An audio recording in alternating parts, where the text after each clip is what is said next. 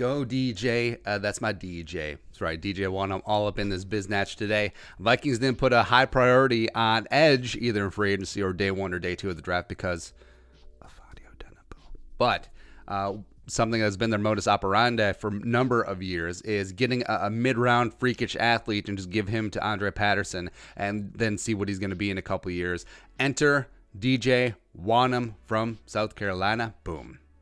I love this kid. How does the former Gamecock have a chance to contribute his rookie year? Let's talk about his potential role. So, background on DJ. 6'5", 258-pound senior, former three-star recruit from Stone Mountain, Georgia. Immediate impact player for the Gamecocks, was freshman all-SEC, playing both defensive end and stand-up linebacker, which is important. I think that's going to be his role for the Vikings. Named captain his sophomore year, so he's a multi-year captain. Peak season was as a sophomore. He had 57 tackles, 13 tackles for loss, and 6 sacks. Junior year, missed some time with the ankle injury. That's why he ran it back for his senior season, 2019. 4.5 sacks, 26 pressures, 70.8 PFF grade. Combine-wise, just you see it. You see the length, you see the explosion in the jumps, you see the agility, you see the great straight line speed as well. And something that's very interesting, and something that I talked about on game day, is that everyone penciled in he's going to be the replacement for Danielle Hunter. Well, not replacement, but he's going to be the next Danielle Hunter. I think he could be the next Anthony Barr as well, because if you take Anthony Barr and Danielle Hunter's spider charts, and then if they had a baby, it would be DJ Wonnum's, where he's perfectly agile, he's perfectly speed, he's perfectly got the length for the combination of both of them. So it's almost like you have a compromise between the skills of Anthony Barr and the skills of Danielle Hunter, and then you have DJ. So even though people, myself included at the time, raised an eyebrow when the Vikings selected Wonnum, who, yes, physical tools is going to be awesome in a couple of years, over more week one NFL-ready edge rushers like, say, Curtis Weaver from Boise State end up going in the 5th round, I think the Vikings do have plans for him, as they always do. And I think that they, at least at first, may use him all over the place, where he does have experience both as a stand-up linebacker as well as a hand-in-the-dirt traditional defensive end.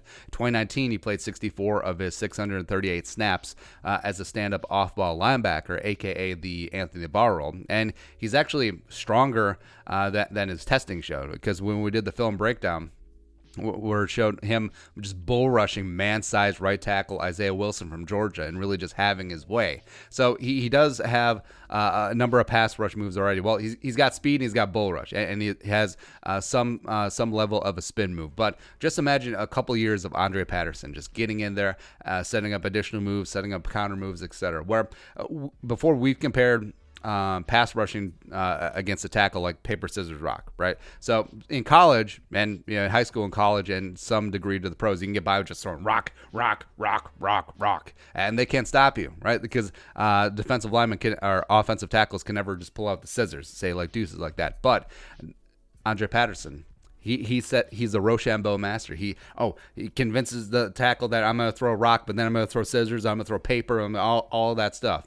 All right, so there is an art. There is a setting up, and then boom, hitting it in the fourth quarter that you see Everson Griffin and Danielle Hunter do so well. I think eventually DJ Wonnum's going to have that. He does have all the raw materials to do that.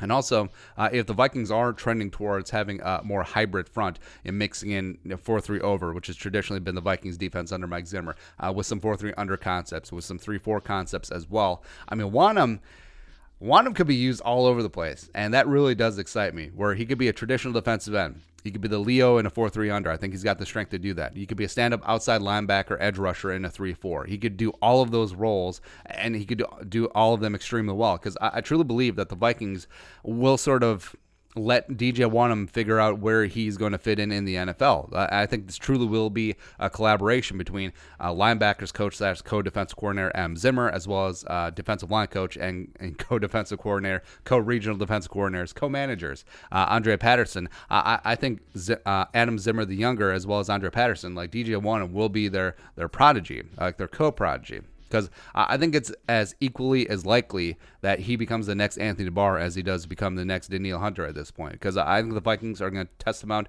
in a number of roles and see what sticks, see what he does best, and then build upon that.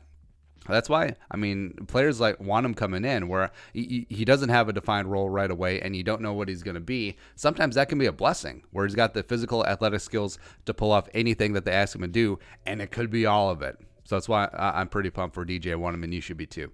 All right, your thoughts. DJ Wonnum, year one. Let us know in the comments section below. Subscribe for daily Vikings takes. If you want to support the work, plus in the Venmo, plus give us a follow on social media as well. But the next time, Skull, production value.